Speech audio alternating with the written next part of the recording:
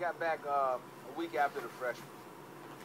Upperclassmen really came back with a good sense of work, a little bit out of shape. Had to work on them a little bit to get them in some kind of condition. But their experience that they have has really helped our freshmen. I saw our freshmen have a good week of development, but the second week with the upperclassmen here, with that experience around them, they really had a real good week with the upperclassmen around. So the upperclassmen are valuable because, you know, they're veterans. They have a lot of experience.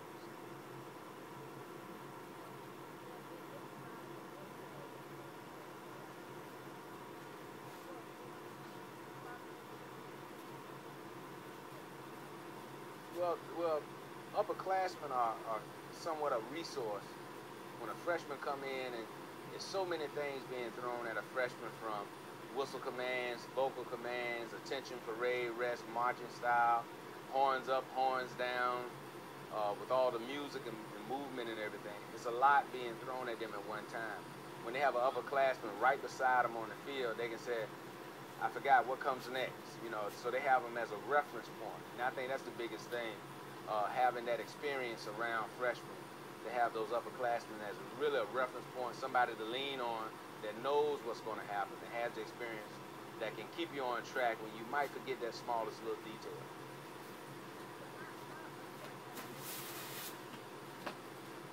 Well, the section leaders, this is when their job really starts. The first week they had freshmen. When freshmen come in, they're new, you know, they're bushy-eyed, and they're open to anything that you said because they want to be a part of the program.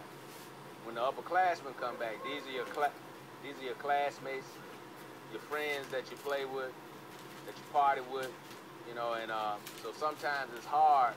It's a little more of a challenge for a section leader to get order and control when the upperclassmen come back.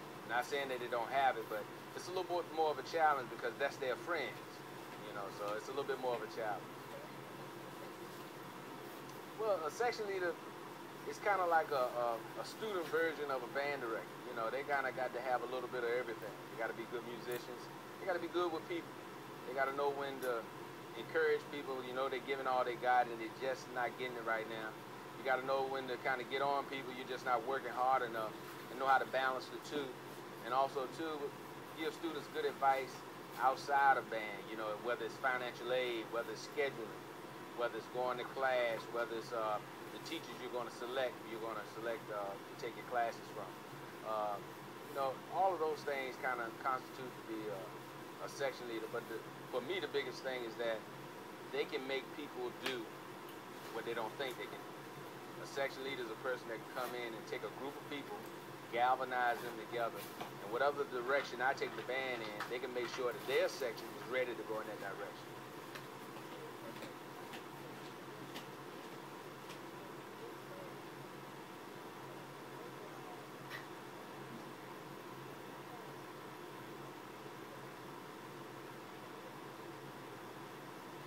To me, the best section leaders are the people that are the best leaders in overall. You know, they can lead people, they can read people, and they have to be a good musician. They have to be a good teacher. You know, because freshmen come in, they don't have a clue to what our system is, our maneuvers, our whistle commands, and things of that nature. And a section leader teaches a lot of that. So they have to have they got to be a good musician, but they have to be a good leader. You know, just a leader in general. Most time a section leader, if they can lead our section, when they graduate and go into a company, they can lead a group, a team, or anything for any reason, because they just have those leadership skills.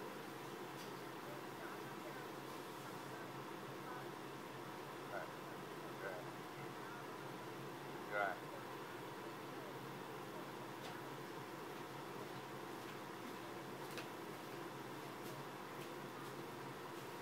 Well, I think it's the relationship I have with my father. My father is 76 years old. He's a Baptist minister. He's a retired government worker. And even though when I was growing up, I thought he was pretty hard on me, pretty strict on me. And after I got to a certain age, I realized that he was protecting me from myself. You you know, and I wouldn't be as successful as I am now without my parents, you know, especially my father. We have a close relationship. Right now, he's in Virginia, but we talk 2 or 3 times a week, you know, and he's my fishing buddy. So that relationship has helped me to make sure that I have